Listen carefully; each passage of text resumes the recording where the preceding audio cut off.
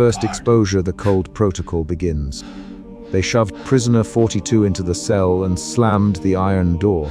His breath came out in white puffs that vanished against concrete. Fear tightened his breath, pushed cold against the back of his throat, and he folded his arms around the thin blanket the guards had left him. A guard barked a number. A second guard clicked a rusted thermometer against the wall and walked away. Within 5 breaths, the room contracted to a single problem. The concrete was an instrument, and the instrument was set to work. Prisoner 42 tasted metal and wet wool. He kept his head down and counted the small, controlled movements he could still make. He focused on the blanket's torn edge, folding it into a neat square and tucking it into a pocket over and over. Fear remained the root of every decision he made in those first minutes. It made his muscles coil, it made him hold the blanket like a promise, and it made him test how long he could stand without moving. The narrator records the event with clinical phrases. The man inside the cell measured seconds as a survival checklist. The corridor that morning smelled of boiled coffee and disinfectant. Warden Marek stood with his clipboard under the dim fixtures, brass key ring against his palm. He watched through the inspection grate while a guard slid a stamped health form into the corridor slot. Marek wrote numbers in a steady hand. Baseline vitals, noted. Temperature set to protocol 6. His voice carried no satisfaction and no pity. It was the sound of procedure. The narrator notes the sequence. Arrival, measurement, abandonment. The reader can mark each item on a ledger.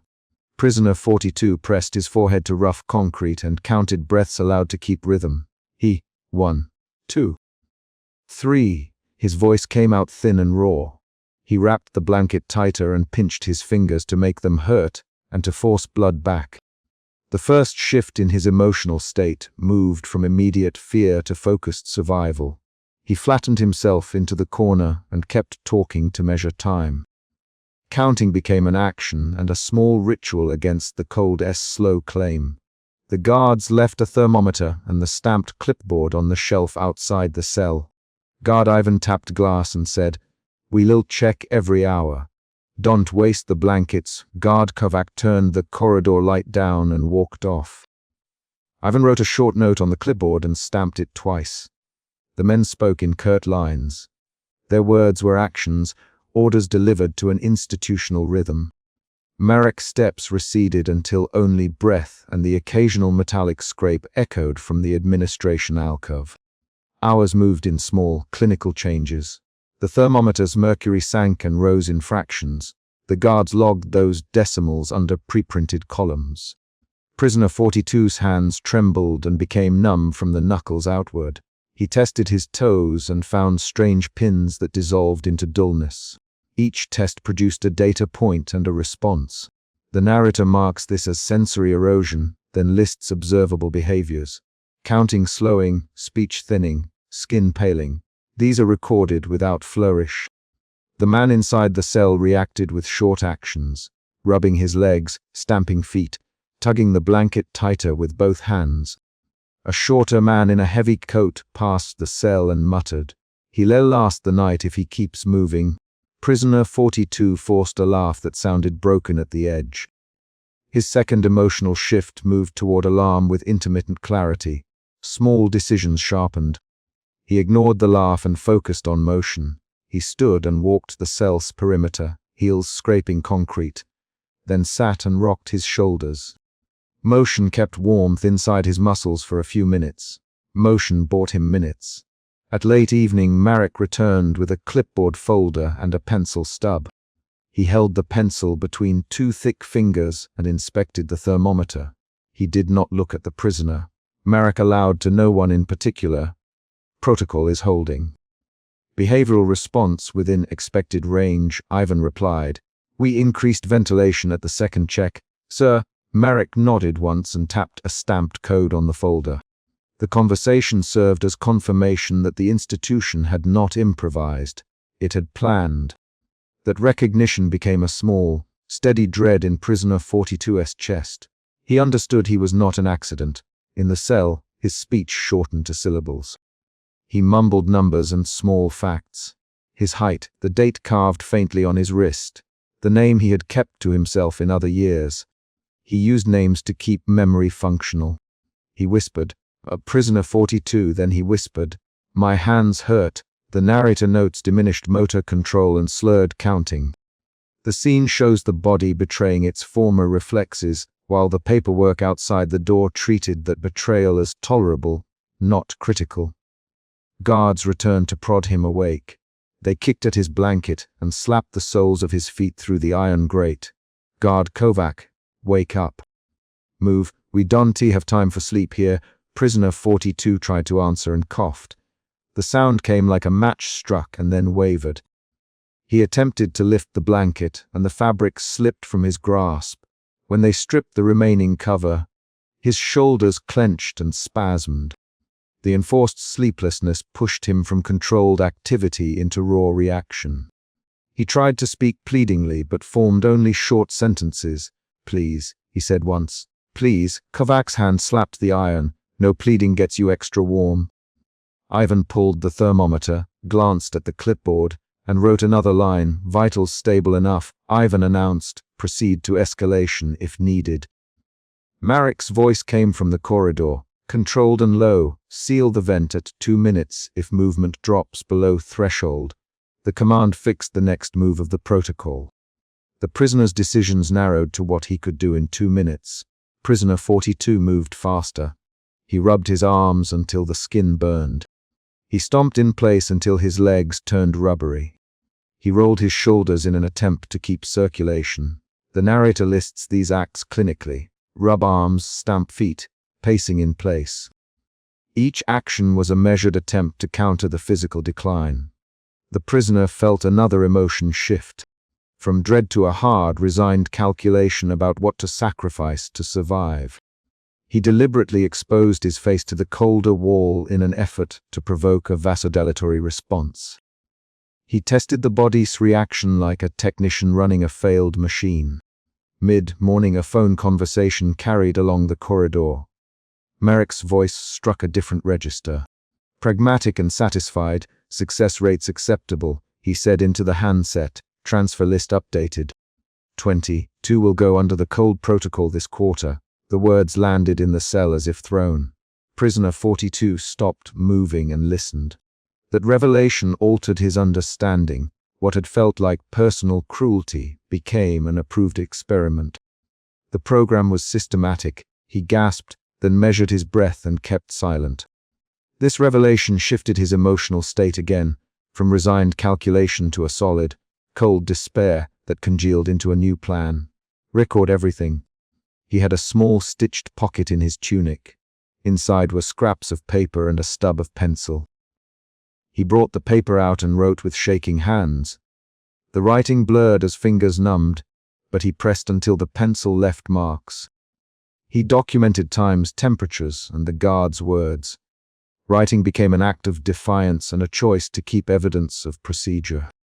When Ivan slid the clipboard under the door later, Prisoner 42 shoved his own paper into the pocket and folded the blanket over it like a seal. Outside, Marek paused by the administration alcove and spoke to a radio. "They obey the thresholds." "They want tea break protocol for appearances." A low laugh answered him from the other end. Marek's voice contained a tiny, bureaucratic smile.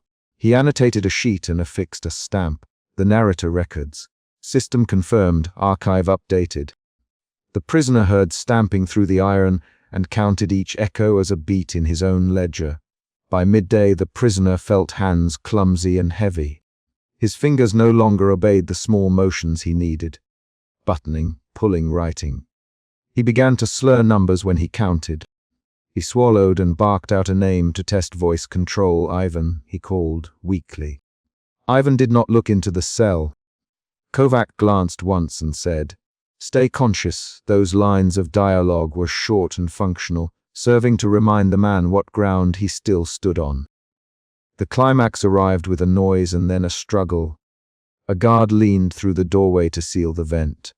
Prisoner 42 rushed toward the entrance in a desperate, instinctive attempt to stop the closing. He grabbed at the guard's wrist. The guard tightened his hold. "Let go." Ivan hissed. "You can stop this." Prisoner 42 pulled with sudden force. Marek stepped forward and said, "Release him." "Restrain and seal." The guards moved faster, hands on shoulders and wrists. One of them, Kovac, said sharply, "Marek, he's fighting the seal. He's failing movement threshold." Marek's response was a single directive, cold and unhurried. "Lock it tighter." "Record the collapse." The door clanged as the vent mechanism slid into place, and the corridor's sound cut to a thinner hiss. The physical contest lasted seconds but felt elongated. Prisoner 42's arms shook and his grip slipped. He hit the floor with a dull thud. He tasted copper. He strained to keep his eyes open. Marek bent and watched without touching. "You have orders." "Marek, this is data." The guards pinned him and folded his limbs into restraint. He gasped and then dimmed.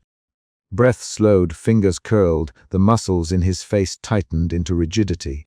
The narrator describes the clinical signs: extremities rigid, breathing depressed, near unconscious response. In the forced restraint there was a rapid back and forth exchange. "Stop." Prisoner 42 cried once, "High and fragile, you stop writhing." Kovac replied, "You cooperate, or you risk death." "I am telling you." Prisoner 42 rasped, "Shut up, Ivan. Hurt yourself and it's on the record." Marek, Kovac urged in a clipped voice, "He's going down fast. Do we pull him for intervention?" Marek's answer was short, "No, document." "Continue." That argument contained 6 quick lines and changed the scene's direction. The guard's choices sealed the immediate fate of the prisoner. Marek weighed data against life and chose data. The prisoner felt a hot burst of panic, then a collapse of resistance as oxygen thinned in his brain. The encounter functioned as the chapter's emotional apex. When the struggle ended, the administration process resumed its calm cadence. Ivan slid a clipboard and wrote the time of collapse. Kovac checked pupils and noted rigidity. Marek annotated with neat strokes and punctuated the file with a cold note. Event, threshold breach, response documented, patient. Stable for further observation. The phrase was a mechanical way to reframe a near, fatal episode as an expected variable. The narrator lists what the guards did line by line. Restrain, measure, annotate, proceed. Prisoner 42 lay on the concrete and felt numbness spreading like a known infection. He tried to summon speech and failed more than once. His thoughts held to one concrete instrument, his pencil and paper. He pushed them out with a trembling hand and made a few more marks, partly to remember and partly to prove the event had occurred. Each scribble required a sacrificial effort of warmth and focus. The act of writing kept his eyes open for a few minutes longer. Marek turned the folder and spoke once to the room. "Make an entry for the ledger. Note the coded success rate." Ivan nodded and repeated the code aloud. The men exchanged numbers as if trading weather reports. The prisoner heard them and gave a small, involuntary laugh that dissolved into a cough. He had one final clarity: that his body would be reduced to entries and ink unless a different decision arrived from outside. That clarity did not bring hope. It produced one cold, precise choice to survive by preserving testimony. Guards prepared a trolley and discussed removal times in clipped lines. "Kovac, if he stabilizes by evening, we keep him for observation." Ivan added, "If not, transfer protocol applies." Those lines set future outcomes, as if assigning inventory. Prisoner 42 tried to speak and managed. Write what you did." His voice was a dry whisper. Marek looked down and did not flinch. "We will write what the forms require," he replied. The final paragraphs turn the scene into documentation. The narrator lists the recorded facts. Time of admission, measured temperatures, ventilation settings, incident time, restraint applied, vitals at collapse, observation notes. The man in the cell drafted one more line on his scrap. A name, a sequence of times, a single phrase, cold protocol. He folded the paper and hid it deeper in the stitched pocket. Outside, Marek closed the file with the same steady hand that had directed the protocol. He stamped the sheet and pushed it into a ledger slot. The sound of the stamp echoed once, a small, sharp punctuation to the day's events. Ivan carried the clipboard away, and Kovac went to check the next cell. The corridor receded into the measured hum of bureaucratic motion. Prisoner 42 woke with a thin, focused clarity that felt like a lie. He coughed and tested his fingers and found them less numb than before, but measured weaker. He sat up and folded his blanket over the pocket where he had hidden the record. He breathed in and tasted salt and iron. In that moment his emotion shifted again.